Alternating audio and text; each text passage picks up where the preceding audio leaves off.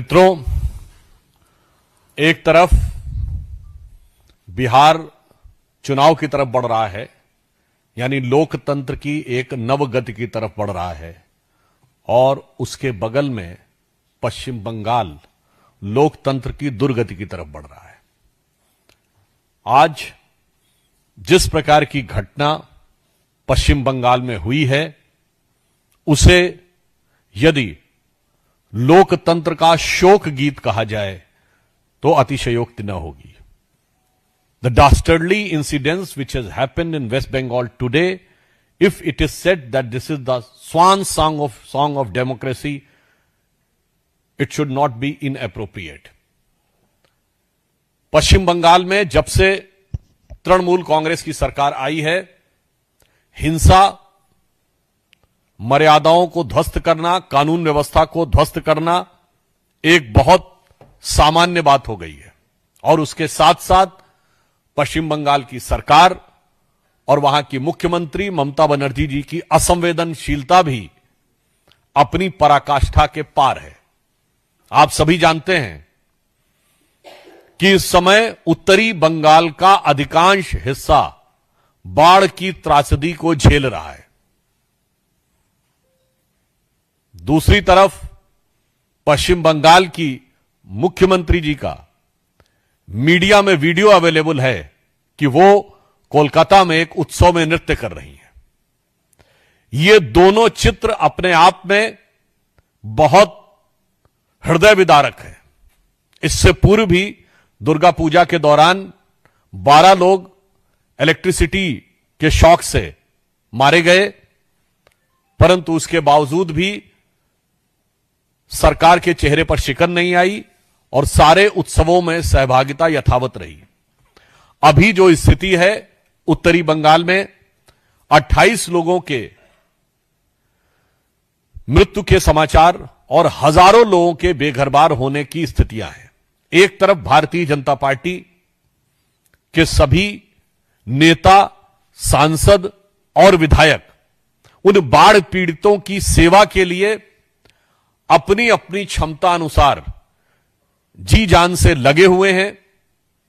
प्रधानमंत्री श्री नरेंद्र मोदी जी उस बाढ़ के कार्यों की समीक्षा पूरी संवेदनशीलता और सजगता के साथ कर रहे हैं। दूसरी तरफ तृणमूल कांग्रेस की नेत्री न सिर्फ जिस प्रकार के वीडियो में नृत्य करती हुई दिख रही, वो तो एक पक्ष है, परंतु सेवा कार्य में जुटे हुए हमारे नेताओं पर जिस ढंग का कातिलाना और हिंसक हमला हुआ है, वो अपने आप में बहुत दुखद और बहुत खतरनाक है।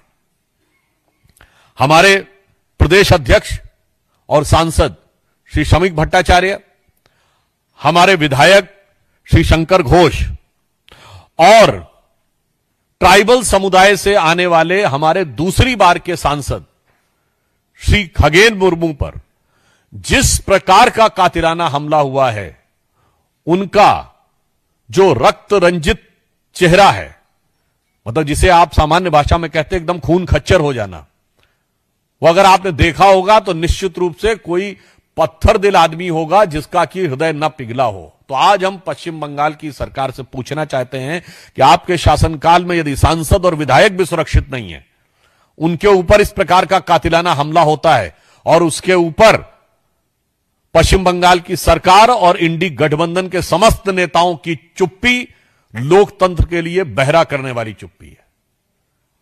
मैं कह सकता हूं this is a defining silence for democracy if all those INDI alliance members and Trinamool Congress remain silent on this.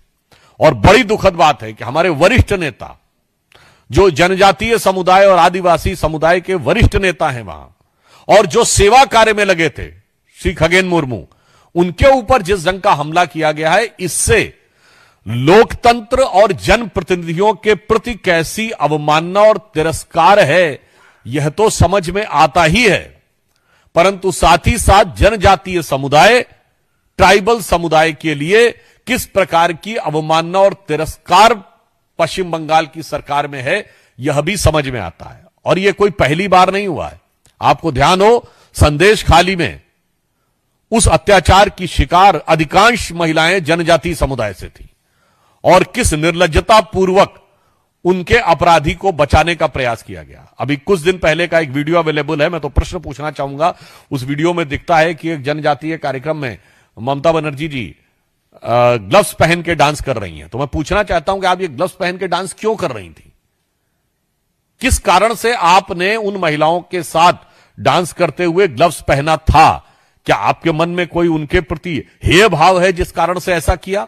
इस प्रकार का पब्लिक डोमेन में अवेलेबल है। इससे पूर्व जब भारत की राष्ट्रपति द्रौपदी मुर्मू जी राष्ट्रपति पद की उम्मीदवार थी, तो प्रश्न उठता है कि पहली बार एक ट्राइबल समुदाय की महिला भारत की प्रथम नागरिक बनने जा रही थी, तो उस समय सारे इंडी गठबंधन में से उनके विरुद्ध ये जानते हुए भी कि हार तय है, प्रत्याशी उतारने का निर्णय तृणमूल कांग्रेस ने क्यों लिया? श्री यशवंत सिन्हा जी तृणमूल कांग्रेस के उम्मीदवार थे और आज हमारे जनजातीय समुदाय के वरिष्ठ नेता और दूसरी बार के सांसद, यद्यपि उनके पास सुरक्षा भी थी, उसके बावजूद तृणमूल कांग्रेस के लोगों ने जिस ढंग से हमला करके उनके ऊपर कातिलाना और हिंसक हमला किया है, यह दर्शाता है कि पश्चिम बंगाल का शासन निर्लज्ज और निष्ठुर दोनों हो गया है। और इससे मैं कह सकता हूं कि आप सबने वो अंग्रेजी में कहावत सुनी होगी कि the Rome was burning and the Nero was singing, but here the situation is the Bengal is drowning and Mamata ji is dancing. ये दोनों पिक्चर्स अवेलेबल है और ये हर भारतीय को, हर बंगाली को हृदय को चीरने वाला है। और मैं विनम्रता से कह सकता हूं कि जिस प्रकार की घटनाएं, हिंसाएं बंगाल में दिखाई पड़ रही हैं, यह श्री अरविंदो का बंगाल नजर नहीं आता है, यह रामकृष्ण परमहंस का बंगाल नजर नहीं आता है, स्वामी विवेकानंद का बंगाल नजर नहीं आता है, गुरुदेव रविंद्रनाथ टैगोर का बंगाल नजर नहीं आता है, यह शाहिद हुसैन सोहरावर्दी का बंगाल नजर आता है।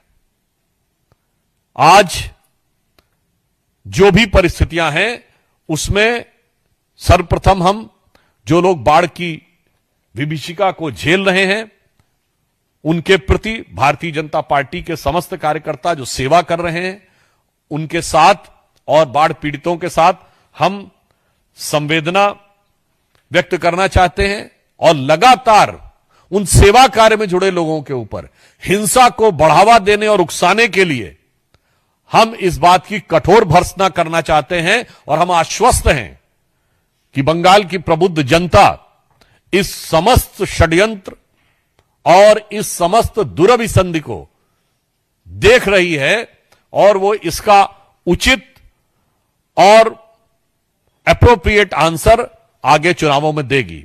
और मैं ममता जी को यह भी कहना चाहता हूं, भारतीय जनता पार्टी के कार्यकर्ता और नेता, आपके इस अत्याचार, अनाचार, हिंसा से रुकने वाले या झुकने वाले नहीं हैं। हम उस संकल्प के साथ आगे बढ़ रहे हैं कि वह पथ क्या पथिक कुशलता क्या, जो पथ में बिखरे शूल न हो। वह पथ क्या पथिक कुशलता क्या, जो पथ में बिखरे शूल न हो। नाविक की धैर्य परीक्षा क्या, जो धाराएं प्रतिकूल न हो। और अंत में मैं सिर्फ यह कहना चाहता हूं कि पश्चिम बंगाल के, जिसे इस भद्रलोक को आज पश्चिम बंगाल में हिंसा, उपद्रवीय एलिमेंट्स को साथ में लेना, अनेक प्रकार के कट्टरपंथी राष्ट्र विरोधी तत्वों का संरक्षण देने का जो कार्य तृणमूल कांग्रेस की सरकार के छत्र छाया में किया जा रहा है, दामने रहमत में किया जा रहा है, वो पश्चिम बंगाल की उस भद्रलोक की संस्कृति का सबसे बड़ा अपमान है। और पश्चिम बंगाल की जनता, हमें पूर्ण विश्वास है कि इसका करारा जवाब आने वाले चुनाव में देगी। और संभवतः ममता जी को यह पता लग चुका है कि उनकी हार अवश्य संभावी है, इसलिए उनके कार्यकर्ता खीज और बौखलाहट में इस प्रकार की हिंसा की घटनाओं को अंजाम देने की खिसियाहट और बौखलाहट दिखा रहे हैं। देखिए, बहुत स्पष्ट बात यह है कि यदि सांसद के ऊपर इतना बड़ा हमला होता है तो बगैर राजनीतिक संरक्षण के नहीं हो सकता। This is a clear cut political violence और यह जग जाहिर सत्य है। इसके बारे में कोलकाता उच्च न्यायालय के कई टिप्पणियां भी अवेलेबल हैं कि 2021 के चुनाव के बाद जो हिंसा हुई थी वो सीधे सीधे राजनीतिक कार्यकर्ताओं के द्वारा की गई है। तो मुझे लगता है इस विषय में पूरी पृष्ठभूमि देखते हुए कोई शक की गुंजाइश नहीं रहती। पुनः मैं कहना चाहता हूं कि यदि जनप्रतिनिधि, सांसद और ट्राइबल सांसद के ऊपर प्रदेश अध्यक्ष पे, विधायक पे हमला होता है तो आप इसे सामान्य लॉ एंड ऑर्डर की बात नहीं कर सकते। यह बिल्कुल तय है कि वह राजनीतिक संरक्षण या राजनीतिक निर्देश के तहत हो रहा है।